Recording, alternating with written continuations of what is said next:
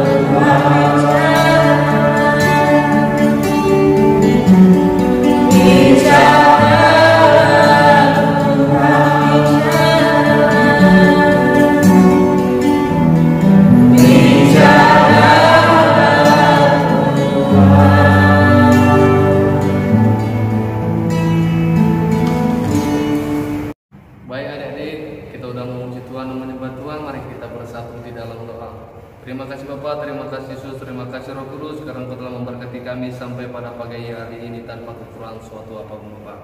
Di sini kami akan mendengarkan firman-Mu Tuhan. Biar firman-Mu mengajari kami untuk dapat berhidup sehari-hari Bapa dan memberi dampak kepada kami Bapa. Terima kasih Bapa, di dalam nama Yesus kami serahkan semua ke dalam tangan-Mu. Haleluya, amin. Shalom adik-adik, wah puji Tuhan bisa kembali menyapa adik-adik semua. Hari ini Keivi akan kembali menceritakan masih dengan seputar kebangkitan dan kenaikan Tuhan Yesus. Nah, setelah Yesus sudah menampakkan diri kepada murid-murid, kita sudah belajar hampir 1 bulan ini. Nah, tiba saatnya Keivi mau menceritakan tentang kenaikan Tuhan Yesus. Nah, minggu depan kita akan merayakan satu hari yang sangat penting, yaitu memperingati kenaikan Tuhan Yesus ke surga. Tapi minggu ini Keivi akan menjelaskan lebih dulu kepada setiap adik-adik sekolah minggu yang ada di rumah masing-masing. Kisah kali ini adalah ketika Tuhan Yesus selesai menampakkan diri kepada murid-muridnya dan tibalah saatnya bagi Tuhan Yesus untuk naik ke surga. Maka Tuhan Yesus membawa para murid-muridnya sebelum Tuhan Yesus naik ke surga ke sebuah bukit di luar kota yang namanya Bukit Zaitun. Di sanalah Tuhan Yesus akan berpisah dengan murid-muridnya.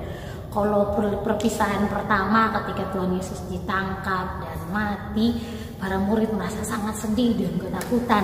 Tapi adik-adik, tahukah kamu ketika mereka berjumpa dengan Yesus yang sudah bangkit itu, dan ketika Tuhan Yesus mau naik ke surga, para murid kan harusnya sedih karena berpisah sama Tuhan Yesus kan. Tapi herannya di dalam kisah ini para murid bersuka-cita dan bergembira karena mereka melihat Tuhan Yesus mereka sudah bangkit dan akan naik ke surga. Nah, sebelum Tuhan Yesus naik ke surga, Tuhan Yesus kasih janji dan juga tugas untuk para murid untuk apa yang akan mereka lakukan, melanjutkan tugas yang sudah Tuhan Yesus selesaikan. Nah, kita akan belajar bersama-sama 2 hal yang Tuhan Yesus berikan kepada murid-murid Tuhan Yesus sebelum akhirnya Tuhan Yesus naik ke surga. Yang pertama, Tuhan Yesus memberikan janji, yaitu akan mengirimkan rohnya atau Roh Kudus kepada para murid. Di dalam Kisah Para Rasul 1 ayat 8 mengatakan seperti ini. Tetapi kamu akan menerima kuasa kalau Roh Kudus turun ke atas kamu, dan kamu akan menjadi saksiku di Yerusalem dan di seluruh Yudea dan Samaria dan sampai ke ujung bumi. Nah, adik-adik, Tuhan Yesus tahu sekali bahwa tanpa Roh Kudus murid-murid pasti akan takut, sendiri, sedih, atau seperti kehilangan arah dalam hidup mereka ketika ditinggal sama Tuhan Yesus. Karena itu Tuhan Yesus bilang sama murid-murid, aku akan mengirimkan Roh Kudus. Roh Kudus itu yang akan menolong kamu dan memberikan kamu kuasa biar kamu dapat menjadi saksiku. Karena itu sebelum Roh Kudus datang, kamu harus menunggu dan berdoa sampai Roh Kudus dicurahkan dan kamu bisa punya kuasa untuk menjadi saksi Tuhan Yesus. Jadi Tuhan kasih mereka janji untuk memberikan Roh Kudus kepada para murid. Nah, itu yang pertama. Yang kedua, Tuhan kasih para murid sebuah tugas. Tugasnya apa adik-adik? Tugasnya adalah di dalam Matius. Di dalam kitab Matius pasalnya yang ke-28 ayat 19 sampai ayat 20. Karena itu pergilah, jadikanlah semua bangsa muridku dan baptislah mereka dalam nama Bapa dan Anak dan Roh Kudus. Dan ajarlah mereka melakukan segala sesuatu yang telah kuperintahkan kepadamu. Dan ketahuilah aku menyertai kamu senantiasa sampai pada akhir zaman. Nah, setelah Tuhan Yesus kasih janji, Tuhan Yesus juga kasih tugas buat setiap murid-murid kalau mereka harus menjadi saksi Tuhan Yesus. Mereka harus menceritakan Tuhan Yesus kepada banyak orang. Dan Tuhan Yesus bilang Tuhan Yesus akan menyertai dengan tanda-tanda dan kuasa. Karena ada Roh Kudus, para murid punya kuasa untuk bisa jadi saksi. Dan sampai hari ini Kak Evi, kamu semua mama papa kenal siapa Tuhan Yesus, percaya kepada Tuhan Yesus lewat kesaksian-kesaksian luar biasa yang disampaikan oleh para murid. Dan kita dapat berkatnya. Dan karena itu kita juga punya tugas selanjutnya untuk dapat menjadi saksi Yesus kepada banyak orang. Kalau Roh Kudus sudah diberikan kepada kita, maka kita punya kuasa untuk jadi saksi dan menceritakan Yesus kepada orang lain. Oke adik-adik, ingat baik-baik ya. Tuhan punya janji buat kita dan Tuhan juga punya tugas buat setiap kita.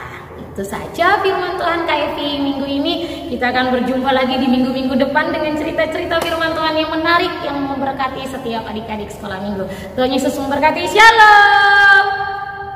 Kita sama-sama berdoa. Bapa kami, 1, 2, 3. Bapa kami yang